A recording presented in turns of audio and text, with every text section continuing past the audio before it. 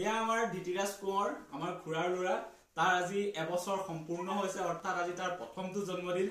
গতিকে আপোনালোকে সকলোৱে তাক মৰম দিব, তাক আশীৰ্বাদ কৰিব, তাৰ যাতে ভালে কুশলে বছৰটো যায়, ভালে কুশলে ডাঙৰ হয়। সকলোৱে মৰম আৰু আশীৰ্বাদ কৰিব। আৰু চাওঁচোন আহক পিছত কি কৰে।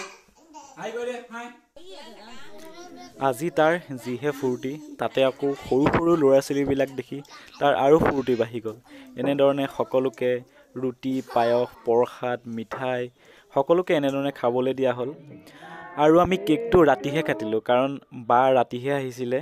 গতিকে বা ৰাতি অহাৰ কাৰণে আমি কেকটো ৰাতি কাটিলোঁ। আৰু সি প্ৰথম কেক দেখিছে, প্ৰথম এনেকুৱা দেখিছে, সি ভয়হে খাইছে কি কৰিছে বুলি। গতিকে সি কেকটো কাটিবলৈ লোৱাৰ সময়ত কান্দিছে।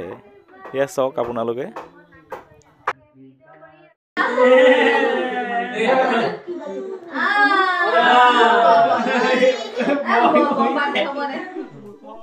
ৰাতিৰ বাবে এয়া খানাৰ আয়োজন। ভাবিলোঁ সকলোৱে মিলি আজি ৰাতিয়ে এসাঁজ খাওঁ। গতিকে সকলো নিজৰ নিজৰ কামত ব্যস্ত। খানা বনোৱাৰ বাবে সকলো নিজৰ নিজৰ কামত ব্যস্ত হৈ আছে। এয়া বা, এয়া মাহীয়ে মাছ ফ্ৰাই কৰি আছে।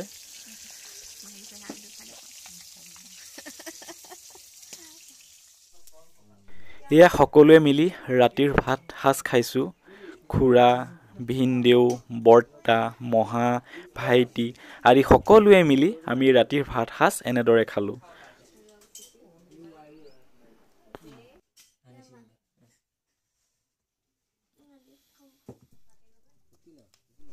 শেষত এনেদৰে সকলোৱে জুই ফুৱাই ফুৱাই পুৰণি কথাবোৰ ৰোমন্থন কৰিলোঁ।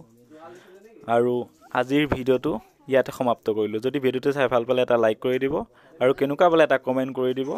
আৰু